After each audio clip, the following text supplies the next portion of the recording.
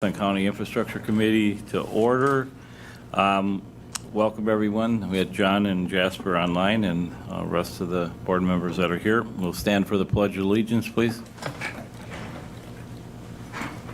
I pledge allegiance to the flag of the United States of America and to the republic for which it stands, one nation, under God, indivisible, with liberty and justice for all.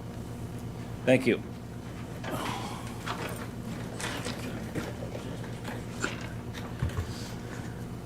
All right, number 3, public comment.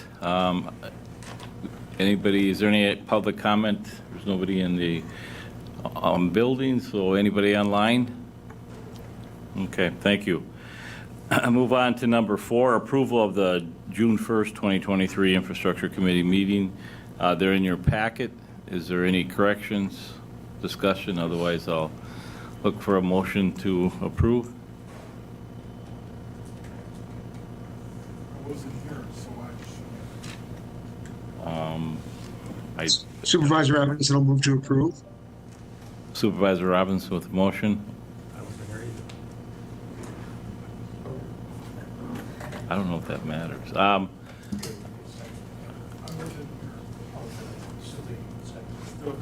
Okay. You certainly can. Second from Supervisor Gisselman. Is there any discussion? If not, all in favor signify by saying aye. Aye. Opposed? Aye. Motion carries. Thank you.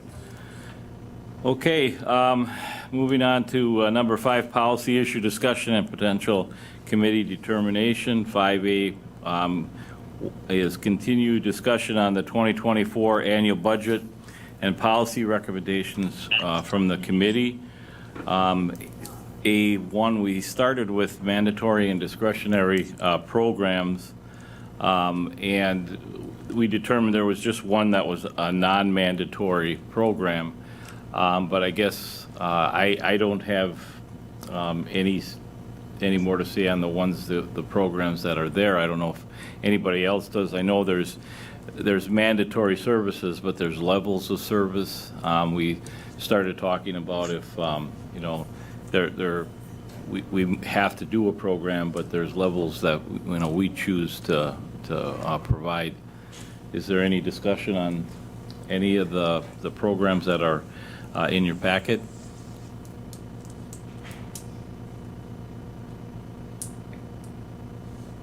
No discussion on that?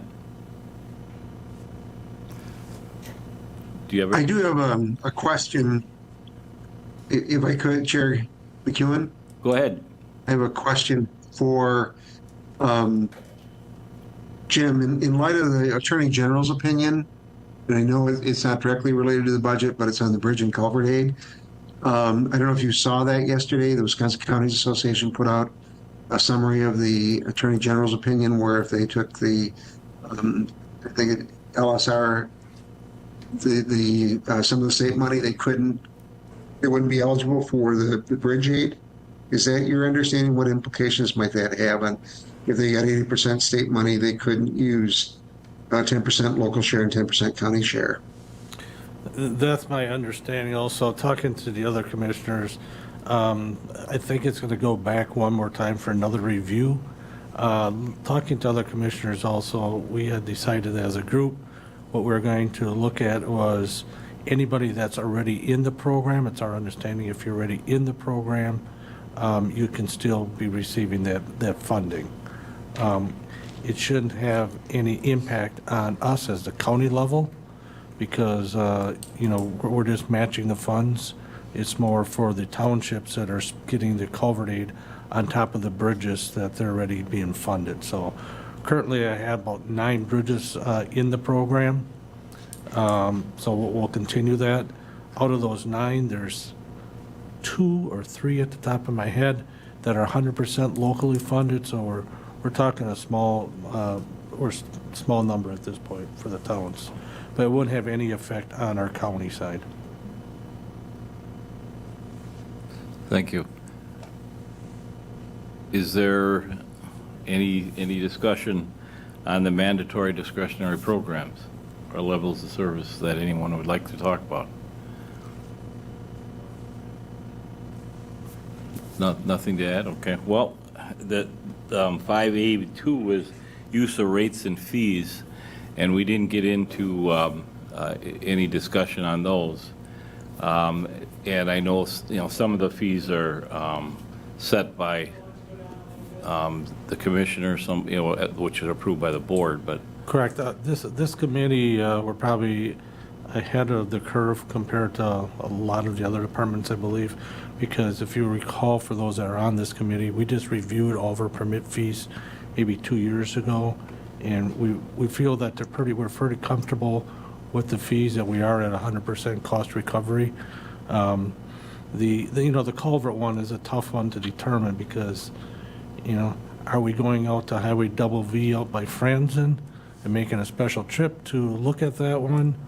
Those might be a little bit more, but then the ones that are close to town, and we have a paving project on the same road, we have personnel right there, so, those costs are less. So on an average, we feel that we have a good cost recovery right now in all of our permit fees.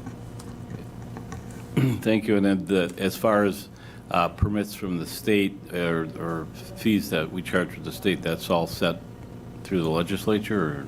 Yeah, any fees that we pay, they're all set, Okay. so we have no influence on that. And the only other thing is that we have for fees are, if we do work for a different department, a local municipality, we charge equipment fees. Every piece of our equipment, over 500 pieces of equipment, everything has a rate, and that rate is set by the Department of Transportation. We could charge a different rate if we would wish. Becomes a booking, accounting nightmare. Kurt should appreciate that one if you start using two different standards for different fees. So, no matter what piece of equipment that we have, that gets charged out. There's a lot of confusion a lot of times, especially if we do work, let's say, for the Parks Department.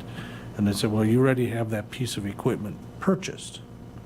Well, that's true, but all that fees that we charge for equipment comes back into our materials, which buys our diesel, our gas, our lubes, our tires, basically any piece of all the stuff that goes into the equipment. That's how it paid. So it's kind of an in and out account that we have. So again, when we do work for municipalities, we do charge for that piece of equipment. But again, that goes back, if we didn't charge that, we'd be coming back to the board looking for money to purchase everything that keeps those equipment running, the tires. And just for an example, in 2021, the revenue, we charge ourselves revenue. If we go up plowing, that truck has an hourly rate, and we're charging ourselves that plowing rate. In 2021, the revenue from equipment was $3,537,384. That was revenue that came into the department to keep those trucks running, and trucks, lawnmowers, graders, whatever the case may be. So if we didn't charge that, that would be an additional $3.5 million we'd be looking for levy. I have a question there, Jim. Now, Go ahead. How was that handled in the budget? I'm sure when the budget time, you don't know how much money is going to be coming in, or do you? No, it's a projection. So you just guessing by gosh? It's a lot more scientific, I know I guess. the fire department do that same thing, Yeah, but, we kind of look at what we've been using for an average, and, it stays pretty consistent. The variable is what the state charges for those equipment rates. Are they going to go up? They're going to go down? Generally, they're set for a year, but they'll have fuel adjustments. Last year, we had 2 fuel adjustments because of the rate of the fuel going up, so there was a fuel adjustments in there. So we've been hitting it pretty close, around that 3.5 million. Thank you. Chairman? Go ahead, Chair? go ahead, Supervisor Roberts. Okay. So this brings into question the whole issue of our rolling stock. And we're, I assume we're using some of those proceeds for replacement, but we haven't increased the rolling stock allocation in the budget for either the highway, parks, the sheriff's department, or others in quite a number of years. Jim, could you comment on your needs in terms of rolling stock relative to the budget, and then how if we increased our expenditure on rolling stock, that might impact some of this cost accounting and for, in our ability to retrieve some of those costs. Sure. No, John, none of that money that is charged from the equipment fund goes into any equipment purchase. That's a straight levy request. It's been, I believe, 13 years now since the rolling stock has not gone up. We get $957,600 a year to purchase equipment. When 13 years ago, that was a good number that we could handle. Unfortunately, they never put an inflation rate on that, so it's been held stagnant since that time. I can give a couple of examples. I don't have the numbers in front of me, but I know in a few years we're going to be looking at buying a new paver. Right now, a new paver runs about $550,000. So if we buy a paver and a grader, it's probably going to take care of most of the $957,000. We were paying for a quad, or let's do a tandem plow truck a few years back. We were probably about 125 when this started, and now we're well over 250, 275 for a setup for a truck for plowing.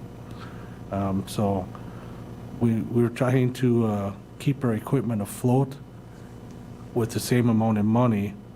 And what's happening is on the backside, we're losing money on when we do a trade-in because we're keeping equipment longer now. And our shop is falling behind because we're starting to have more breakdowns. When we have a newer equipment, we have things under warranty and things aren't breaking down. And so we're running into issues, just not with older equipment breaking down, but later on in my report, I'll talk about our mechanic issues. Just for example, right now, I can just jump ahead. We're 3 mechanics short right now. So we are definitely running into issues, which in turn means we may end up having to contract more of the repairs out at a higher cost. Thank you. Chairman A Gill? follow-up question, if I could. Sure, follow-up. Thank you. So what do you think what would be an appropriate inflationary increase if we were to look at that 13 years? Would that be $1.5 million? I'm just trying to get a ballpark understanding of what the needs might be. I actually have those numbers back in my office, what it would be, but I believe you're close at that 1.4, 1.5. My suggestion is if we go that route, to put an inflationary number on there, so every year it would go up, so you don't find yourself in the same predicament a few years down the road. Thank you. And do we have the ability then to recoup? Go ahead. Go ahead, John. I cut Go you. ahead. Well, I was just going to see if we had the ability to recoup those costs. And you said they weren't tied in, but if our costs go up, don't our charges to others go up, or are we pretty much basing it on what the state rates are? Well, what the state does, they have a very long, complicated formula that takes in everybody's, they'll take a look at each piece of equipment's classified. So if you have a truck, it's like a 106 class, it'll be like a plow truck. He goes into, I believe 106 a plow truck, goes into a classification. They look across the state, how much it costs to keep that vehicle running, plus the depreciation on the vehicle. So it's compared across the whole entire state, and that's how the rate is set. So the more cost you're going to put into repairs, you're going to see that number go up. Thank you. Chairman Gibbs? Thank you. Thank you, Mr. Chairman. So Jim, I think that's similar line of questioning. If we're billing for total cost based on state rates, those dollars come in, are they then used then for operational costs? Because if we're billing for the cost of the equipment, my thought would be that we're really technically funding depreciation. Or does that go into highway reserves, and we use highway reserves for blacktopping highways and other funding? That's I guess I'm missing a part that if we're billing for the cost of equipment and we're billing other departments for the cost of equipment, that we should have some dollars then for replacement equipment. That's just, I'm missing something. No, and, you know, every county does it something different. There are counties that use strictly whatever they raise in that fund for purchase. So what we use that money for, and I'll just kind of run down the big ones here. Gasoline runs us $145,000 a year, diesel $600,000, motor oil $55,000, the machinery, equipment, and parts almost $800,000. So, you know, a lot of it goes back into putting the grease, lube, diesel, tires, batteries, all that back into the vehicle. So that's the cost where it goes. So in other words, we're using it to maintain the equipment and Correct. and the operational cost of the equipment for fuel. Okay, thank you. So we're really not recovering the actual cost of the equipment in the billing amount. No, it's an in and an out for us. Thank you. Thank you. Any other questions? John, Jasper, Chairman McHugh, go ahead. Chairman McHugh, could I ask Jim to look at, if we increase the rolling stock, what opportunities there would be for us to recapture any increase in investment and bring that back at the next meeting? Are there opportunities for us to, if we went to the 1415, what might that do to any equipment rates, assuming we would receive? I didn't hear depreciation in there, but are there opportunities for us to recapture some of those costs? And could we get that at the next meeting? We can try to get that for the next meeting. I'm just, unfortunately, the next meeting, I'm going to be in Alaska. So Cancel that. so we'll see if I can school Kevin in the next 3 weeks. Or the September meeting? September. Go ahead, Tom. So Jim, that state rate that the state is paying us, does that make any difference if the vehicle is new or if the vehicle is 10 years old? No, it does not. And like I said, every piece of equipment goes into a classification, and then that classification has a rate.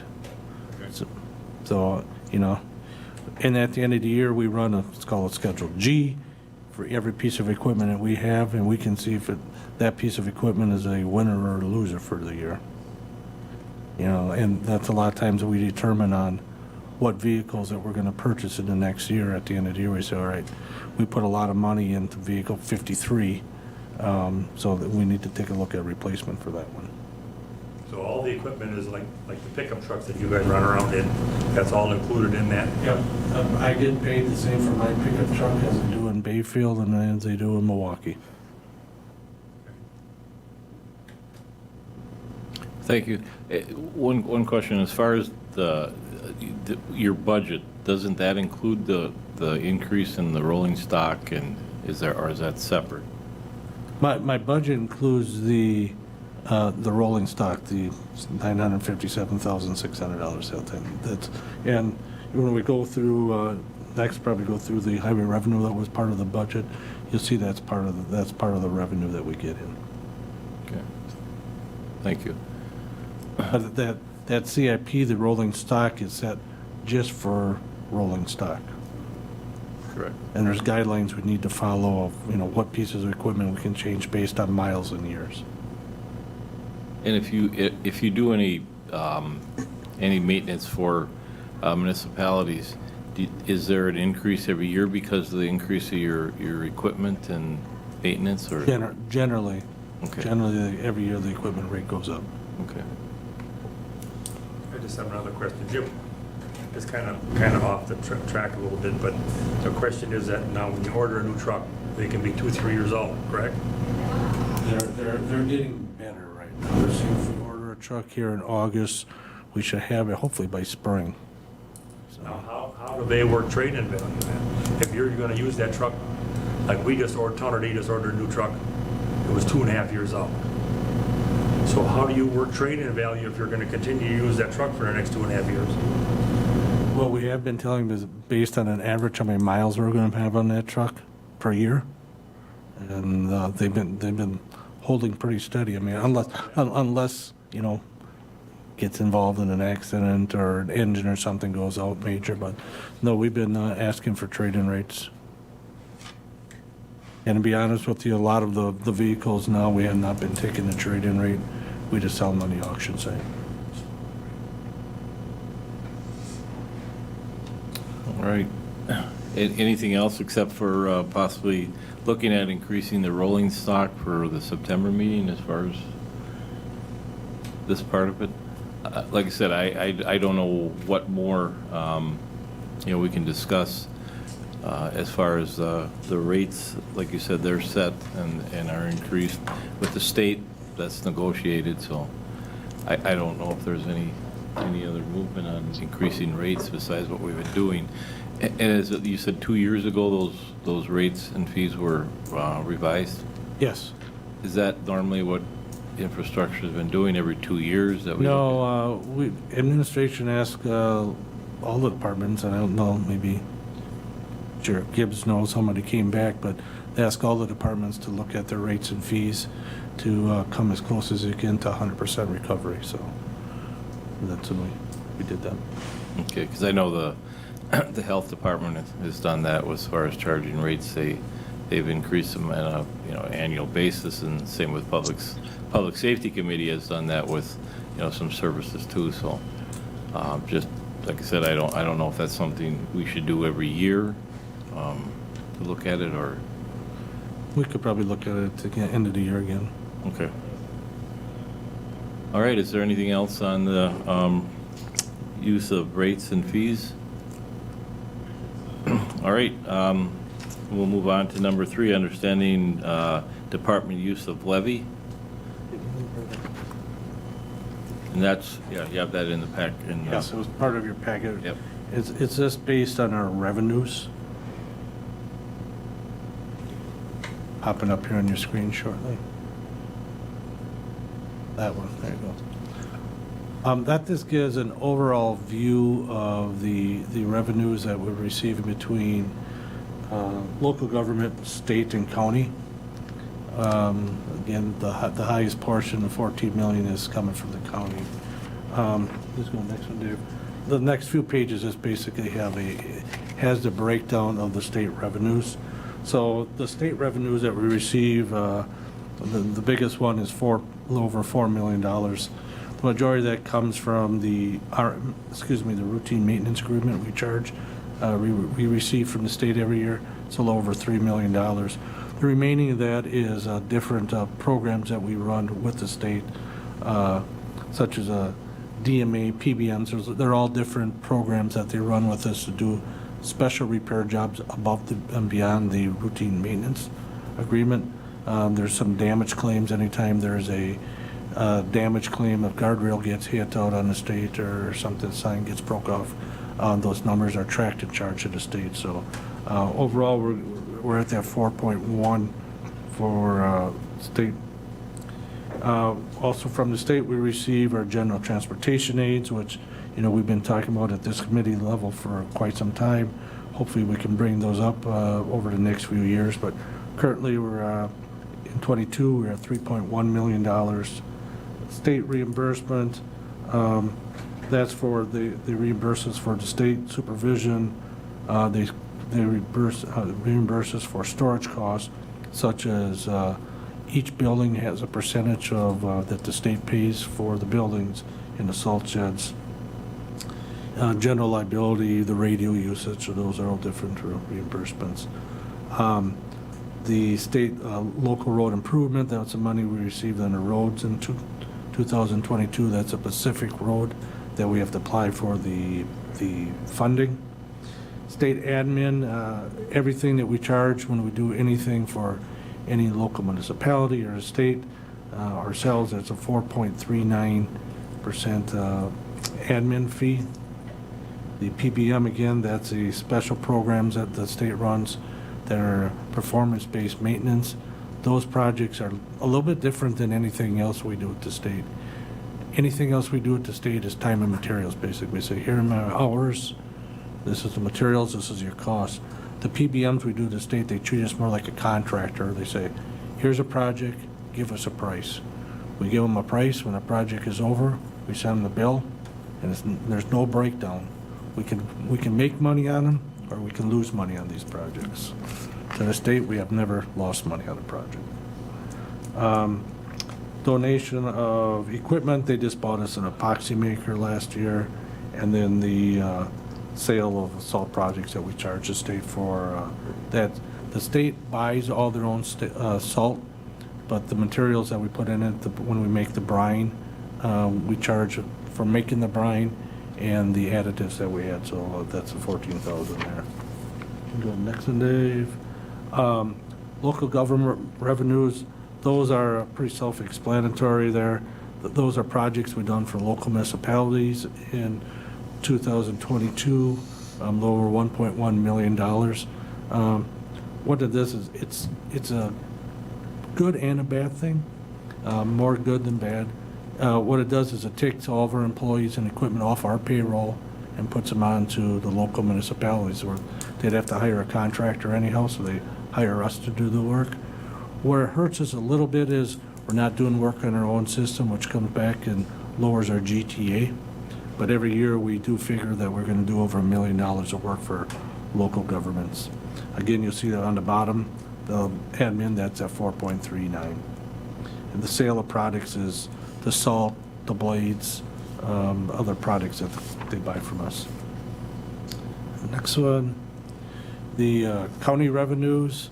Again, we got over $9.3 million of levy. The vehicle registration fee, the $2.9 million, that all goes into our paving program. Our paving program is a little over 6 million, 6.5 roughly. So almost half of it comes from the registration fee. County transfers, those are above and beyond expenditures that were budgeted, so those come out of our highway revenue that we have sitting out there. And the interest, that's the money that we have sitting in that account from our past, our account that sits out there right now. So we're receiving $411,000 of interest on our highway revenues that are sitting out there. And then the rest of them are sale of salt products to local municipalities. We charge ourselves for fuel handling. Again, that's one of those things that are in and out that we have the cost of the pumps and the fuel truck, so we charge ourselves to reimburse ourselves to put that in. County donation of equipment, we did receive a truck from the North Central Healthcare last year, so we bought that for $1. Shop overhead, we charge overhead in the shop, made a little over $38,000 on our permits. Our cost share, that is, we had an agreement with a farmer on Highway B. We redid a road and made it an all-season road, the Seidler Farms, and it was spread over 5 years, so that was the last year of that donation. Sale of scrap, insurance recoveries, those are, when we went out and had damage claims, that we got money back from the insurance. And county uniform reimbursement, that little bit is $2,300. Is some of our employees buy uniforms through the county and they reimburse us. For example, our mechanics, we give them uniforms because they're getting pretty dirty every day. There's some other employees that instead of buying clothes and taking them home, they just rather buy them through us. So that's 100% recovery on those. And the last page, if you go to the last one, again, it talks about the revenue, the $9.8 million.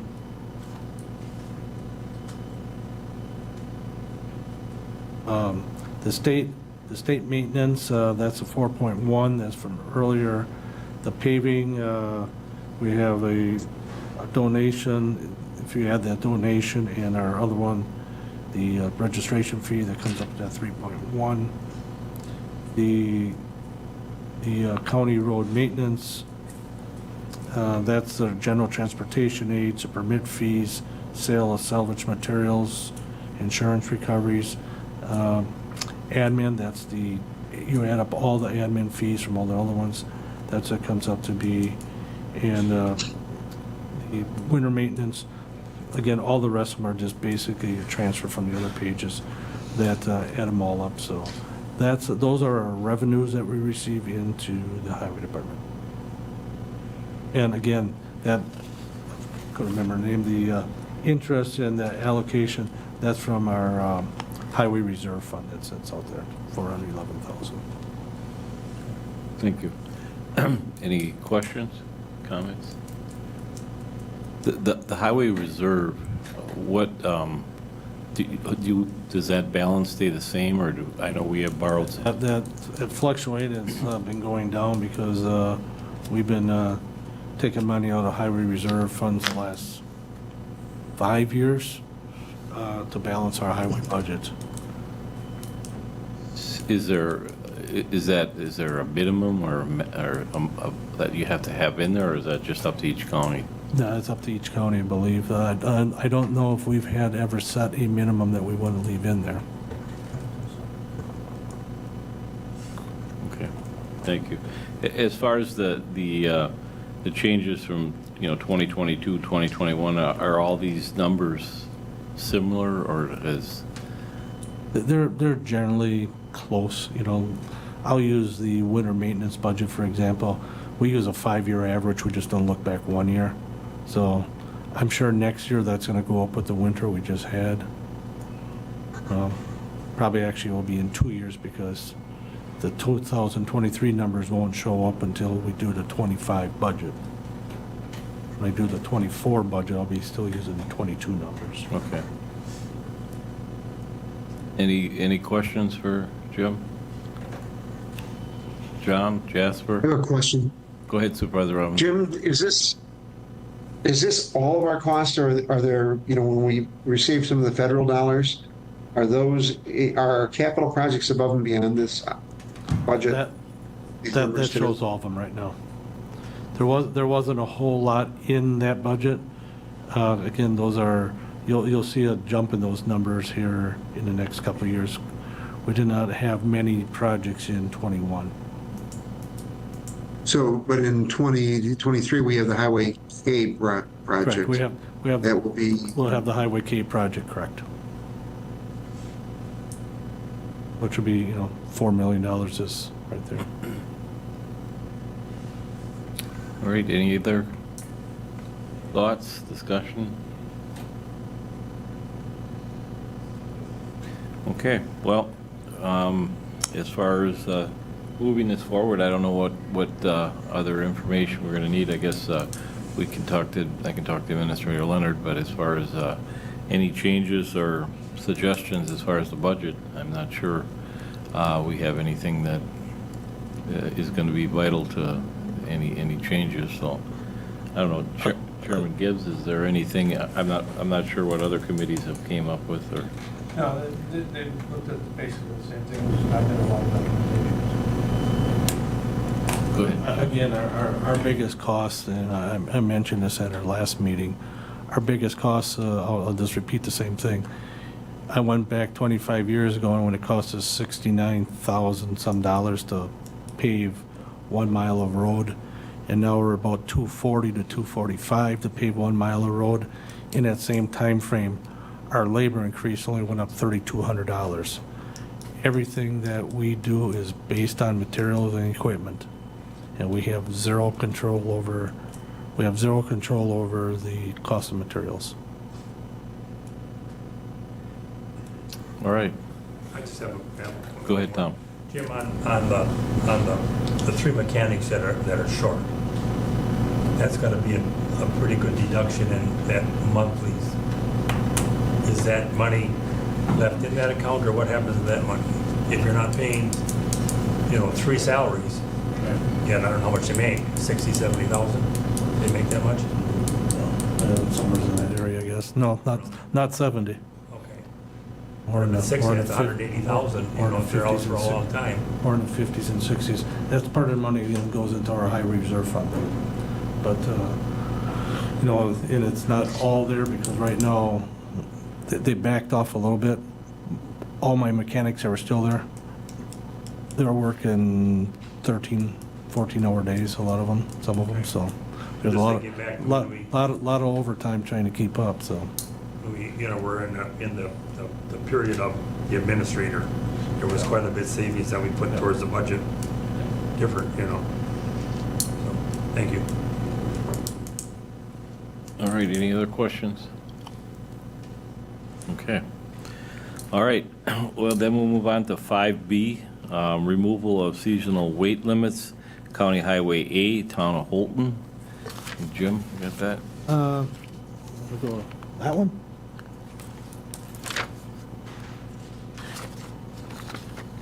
This is County Truck Highway A, just out of Dorchester. In 2014, we extended the weight limits for a business that was getting sawdust and shavings in. At that point, the committee, we looked at the road. The soil consists of sandy base course with 2-foot sand lift, and material noting it's not rock and would not typically be used for all-season road. The subsoil is a gray clay, which is highly frost susceptible. At that point, the staff recommendation was not to extend that weight limit, but the committee decided to extend the weight limits out there for that business. I've been notified that that business is no longer in operation. It's been out of business for a little bit, so we would like to bring back that weight limit just into the industrial park. So we're looking at possibly taking the weight limit, removing the seasonal, all-season road that went out to that location. That was located, it's 4/10 of a mile farther than, it was 4/10 of a mile extension. So we're looking at reducing that going from Highway 13 back to Meyer Road, which would get the trucks into the industrial park, but to remove that all-seasonal weight limits out to that residence that no longer is, has any business there. Okay, thank you. Questions? Is that a business that is for sale in the same type of? No, it was a farmer that just hauled sawdust and stuff, and there's nothing going on there at this point. Okay, so, yep, need a motion to. I'll second it. Supervisor Gisselman, the motion, and second by Supervisor Seibert. Is there any discussion? If not, all in favor signify by saying aye. Aye. Aye. Opposed? Motion carries. Thank you. Moving on to number 6, operational functions required by statute, ordinance, or resolution or policy. There is none. Number 7, educational presentation and committee discussions. Broadband update. We have Supervisor Robinson and, I'm sorry, Jerry Klein's. Yeah, I will not be able to speak to broadband, so I will defer to Supervisor Robinson for that. Oh, okay, thank you. I guess Supervisor Robinson, is there any updates? Not a lot, but today we'll be issuing a press release encouraging Marathon County residents to participate in the Wisconsin Internet Self-Reporting Survey. It's something the Public Service Commission has asked all counties to do. It's the information is going to be used by the state and probably the county in developing their plan and how we're going to or spend the dollars through the BEAD program, the Broadband Equity and Access Deployment grant. We received word a couple of weeks ago that the state's share will be about $1.1 billion. That will then be distributed through a competitive system to other entities such as, for the county in partnership with the internet service providers. So the WISER survey will be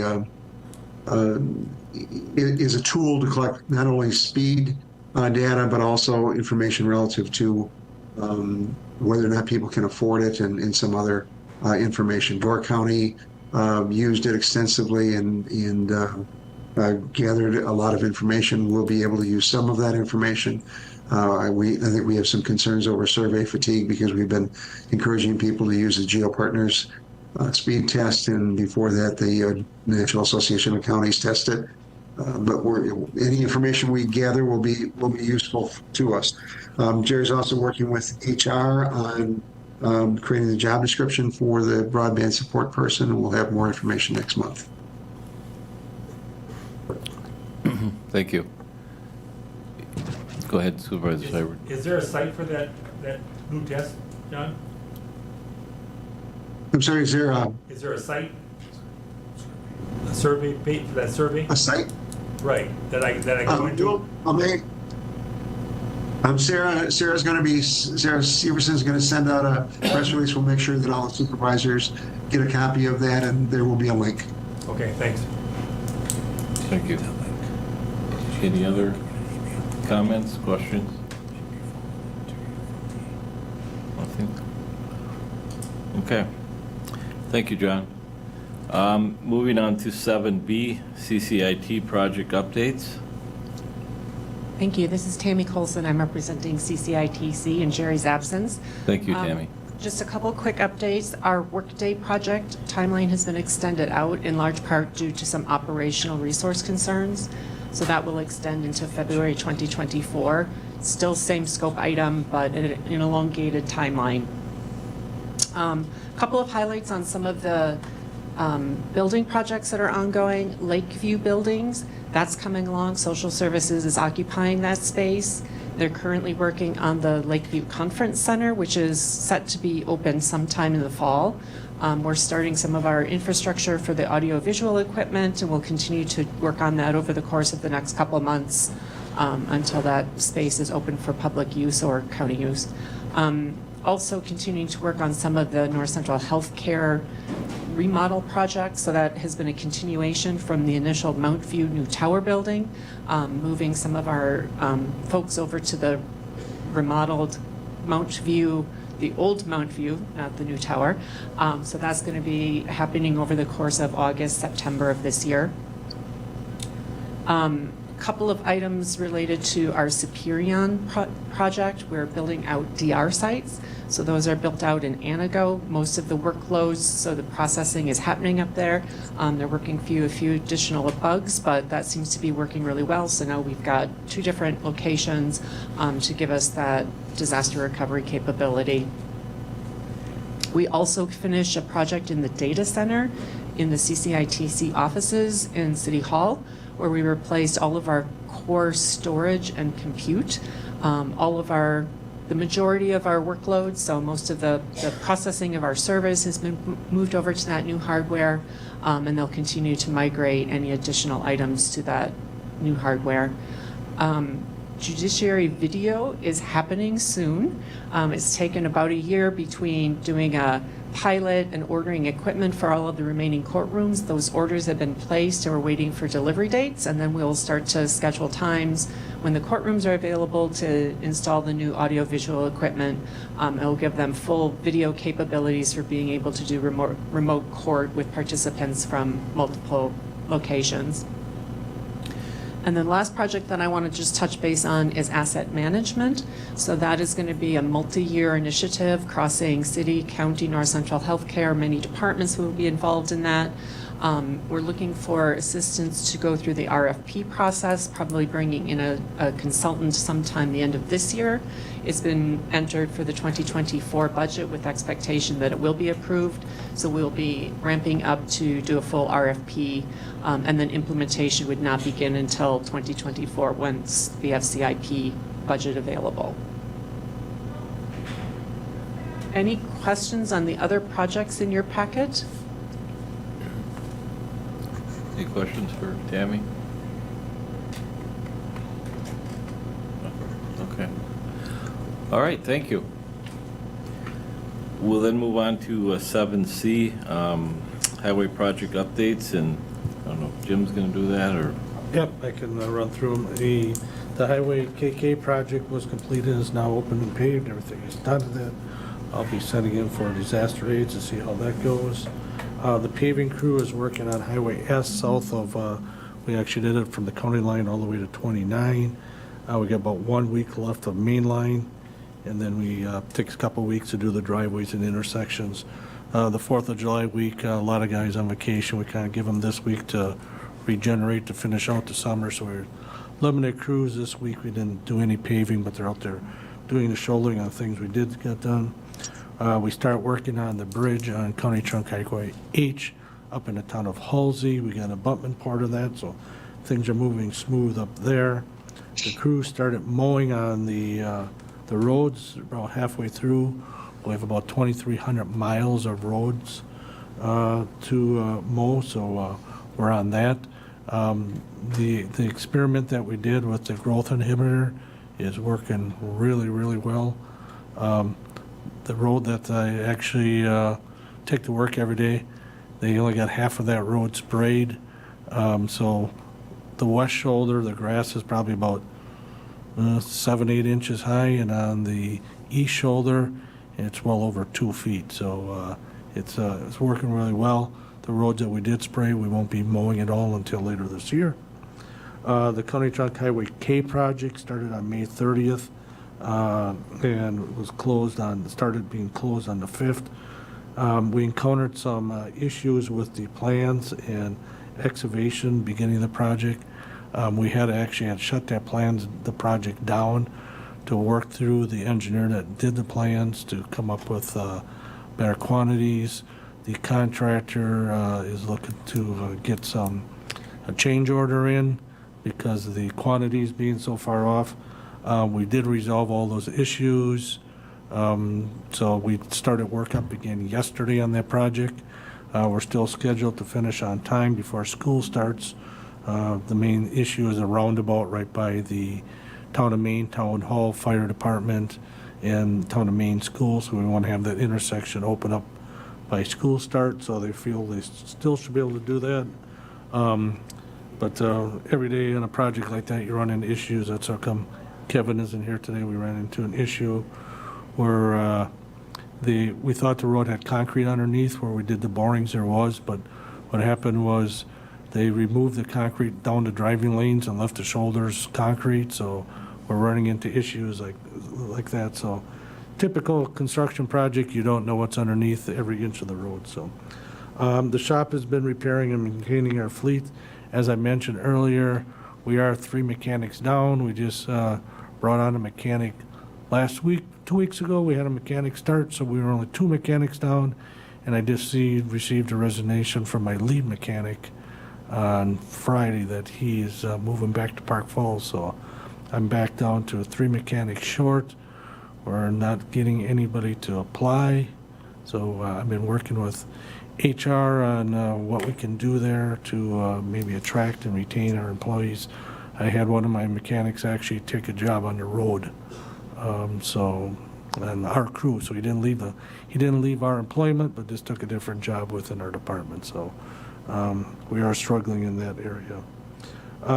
We're coordinating with a lot of firms right now. We received a lot of funding over the last year or so, so I'm coordinating with about 10 firms right now. I'm working on roadway and bridge plans, and we work with those on those plans, so keep them updated. An example is on the County Trunk Highway C project. Those projects are submitted years in advance. With increase, we can ask for change management. We just asked for change management on that particular project, and we awarded an additional $226,954 just to try to keep up with inflation. So that is the report of ongoings at the Highway Department. Thank you. Chairman Gibbs? Jim, on the change order from Highway K, because the engineer firm, I'm assuming, underestimated some yardage or something along that. So is there a cost to the county, additional cost, the county share that's going to go up? And is that going to result in a request for a budget adjustment? I feel that we're still going to stay in the budget possibly that we had budgeted. Bids came in pretty good. I've already talked to Michael about sending him some emails. I've talked to Lance about talking to the engineering firms about errors and omissions. In the engineering industry, it's kind of it's kind of hard to get money out of the engineering firms unless the road's already been built and they have to come back and redo it. That's where the errors and omissions comes from, but they are aware of it and they know that we will be contacting them. I'll be working with Michael on that.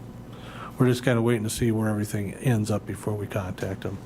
They did come back and redid the plans for us, so we're back on, but so they know there's issues and that we'll be talking to them once the project is completed. So we think we have enough in the contingency in the plan to cover the overage? It'll be very close. Yeah, barring more issues.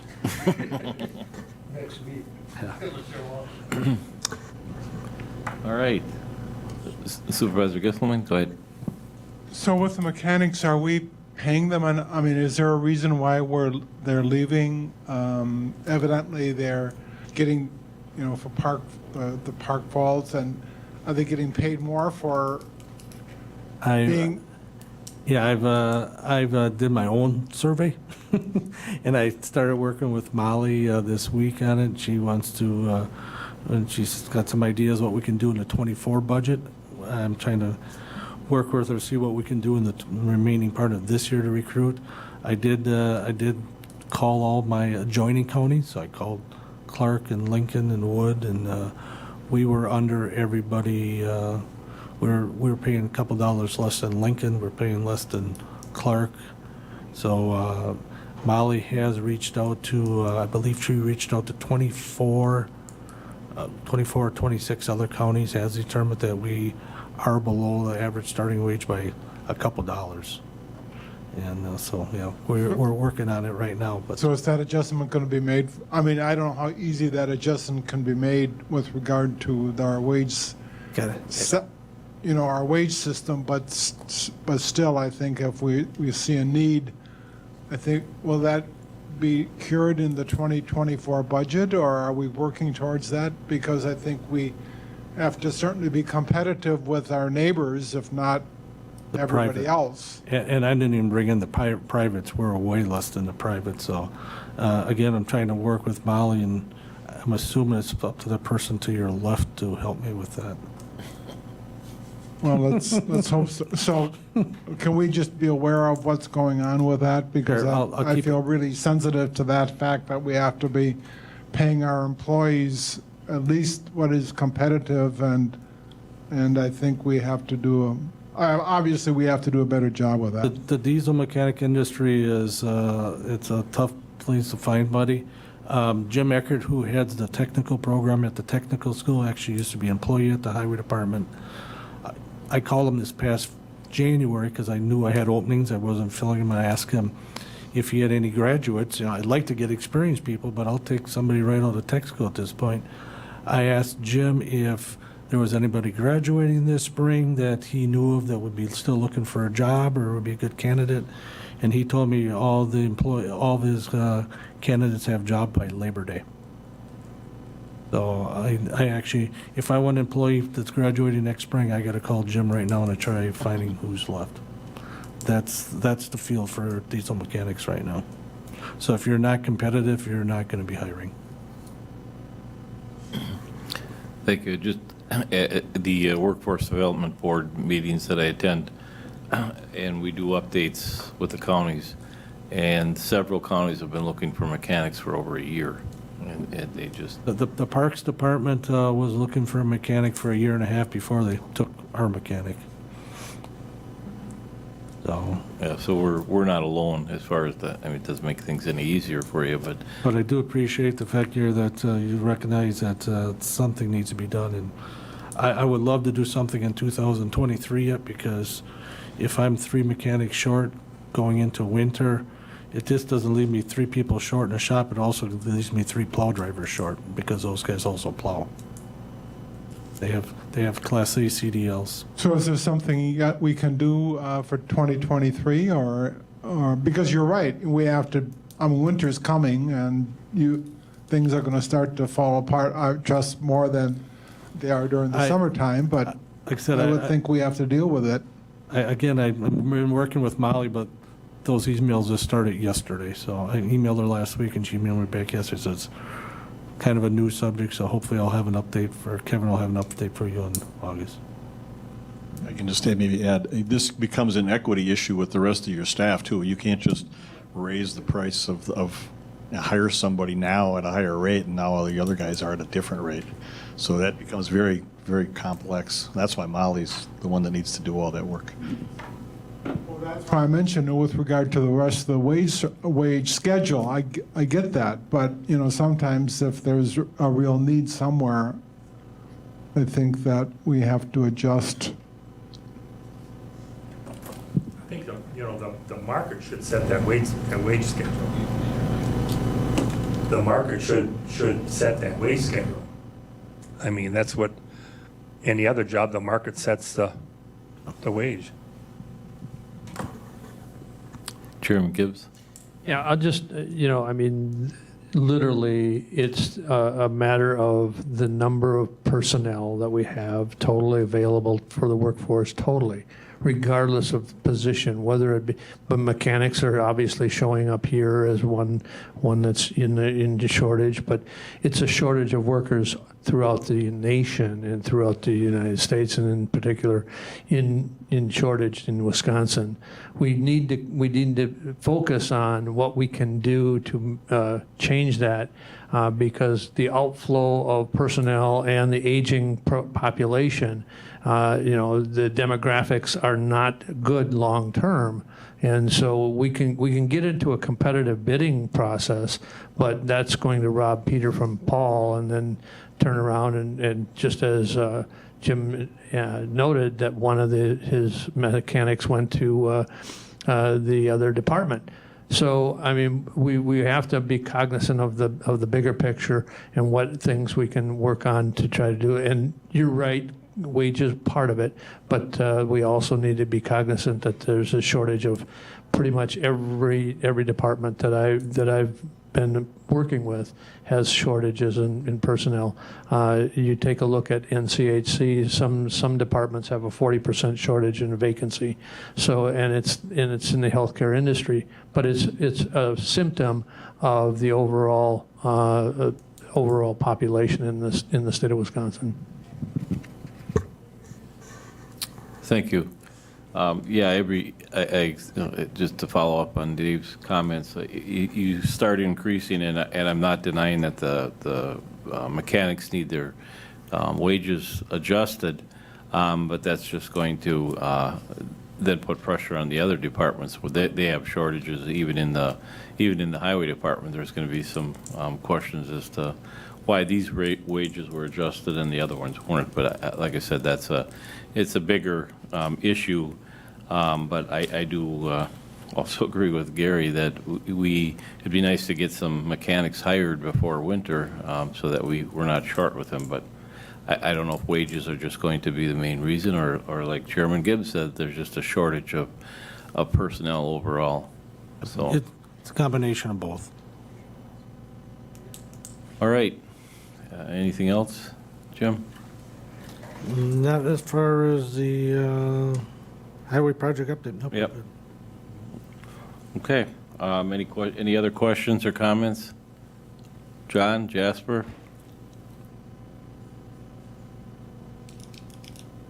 Oh, okay. All right. Well, moving on to 7D, Wisconsin Counties Association Road School Review. Supervisor Straub and Supervisor Dickinson went to that. They weren't able to make the meeting today. I don't know if Jim wants to follow up or we can do that next. I can give a quick Okay. highlight. There was 405 registered participants. There is a golf outing part of this. There was 194 golfers. So they were quite full out there. But we did also have 12 featured speakers into both general and technical tracks. 45 vendor booths. We also have an auction that we do to raise money for our scholarship fund. We raised over $13,000 for the scholarship fund. Net total, we raised the conference netted $110,835. Some of the presentations that were done, it was the DNR public culvert replacement, Wisconsin Ethics, Bridges in Wisconsin Bridge Ratings, what's in store for county transportation funding, trenchless pipe rehabilitation, replacing a culvert in floodplains, roadside vegetation management, basically what we just started, some construction, construction technology, real estate and right-of-way, and we also had a presentation on work zone safety, and I can give you a quick couple numbers from that. That class is between 2000 and 2021, work zone fatalities increased by 10.8%. This are numbers on this. It equates to 42,000 injuries. That's 115 a day, or 5 an hour. 956 fatalities at 2.6 a day. That's up 1.6 a day from 2010. And in 2021, there was 106,000 work zone crashes, or 290 a day. So it continues to be an issue out there. There is some new technology that we're using. I'm on that committee also, that there's like smart pins that they put in the cones. So when we place a cone on a job site, we haven't used this yet. When we place a cone on the job site, you turn it on to let people know that it's a work zone. It'll upload to the apps, like Waymaps and all those apps. Columbia County is experimenting with one. They turned on the app, and it showed up within 30. They turned on the way marker in the cone, and it turned on the guy's app in 30 seconds that there was a construction zone out there. So there is technology out there to help this. We are starting to work with the Sheriff's Department. I've been working with Sheriff Billup here. He's been great. We haven't got any major constructions on major roads yet, but we're working with our Sheriff's Department to bring in law enforcement into our work zones. Always was a great conference, and the next one is scheduled for January 20th, around that area, the Monday after Martin Luther King Day.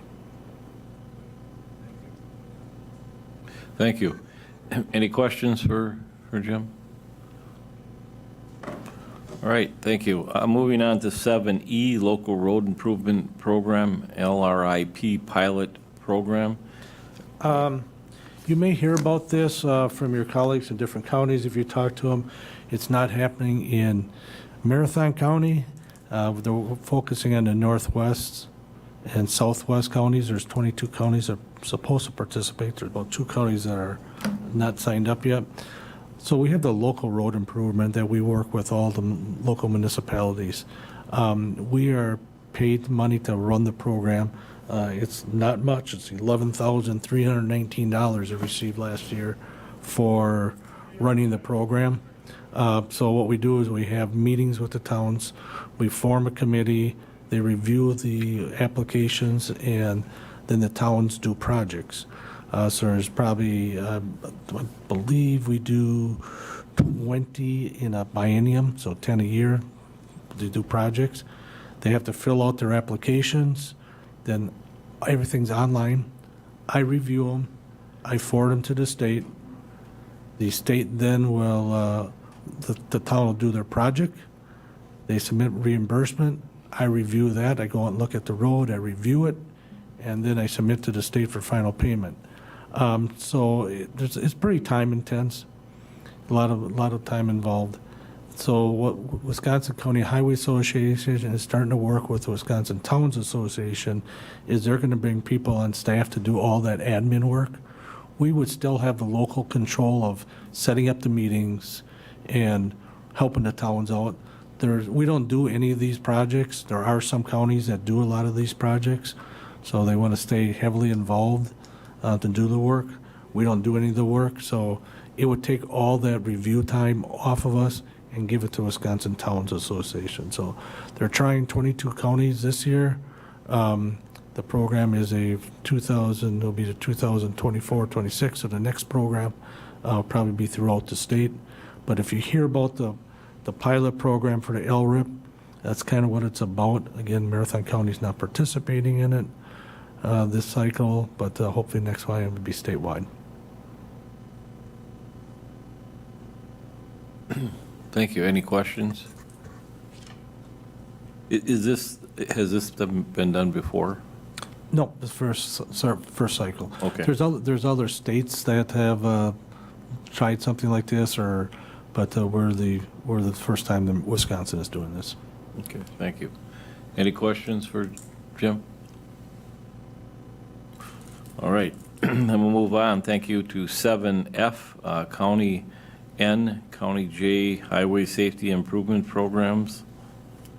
We applied for funding for that intersection. That intersection, it's a wide-open intersection, but it's one of our highest accident rates behind K&WW that we're fixing up this summer. There's a lot of accidents out there. So we looked at the amount of accidents. We applied to the state of Wisconsin for funding. We have received funding for that project. We're receiving the total cost of the project, we estimate at $579,311. It's a 90-10 split, so it's better than most other programs. So the state and federal will be picking up $521,380, and our cost for this project is only going to be $57,931, according to the estimate. So it's a 90-10. We can fix up one of our worst intersections for $58,000. We don't know what the fix is yet. We're going to be looking at what the fix is. All right, thank you. As far as, is that a 45 for NJ, or is that 55 out there, do you know? 55. Stop condition on north-south, not J, not All right. We've tried different things already out there. We tried skinning the road up by putting pavement markings out there to try giving people that feeling that the road's a little tighter, and flashing stop signs. We did a lot of paint improvements out there, but we're still having accidents there. That was similar to Camp Phillips and before they made that a four-way stop. There was numerous accidents out there. Okay, any questions? Discussion? Anything else, Jim? Dave? Okay, moving on to number 8, next meeting date, times, announcements, and future agenda items. The committee members are asked to bring ideas for future discussions. Are there any announcements from anyone? All right. If not, the next meeting is Thursday, August 3rd, 2023 at 9 o'clock here at the courthouse. Won't be here. Okay, well, we can always do WebEx from Alaska. I heard they got the internet I up can't there. believe there's not going to be any reception where I'm going. Okay, well, I'm sure you'll have a good stand-in, so. All right, anything else? Otherwise, I'll look for number 9. Supervisor Kisselman, and second by Supervisor Steiber. Any discussion? If not, all in favor signify by saying aye. Opposed? Aye. We are adjourned. Thank you very much, everyone. Bye-bye.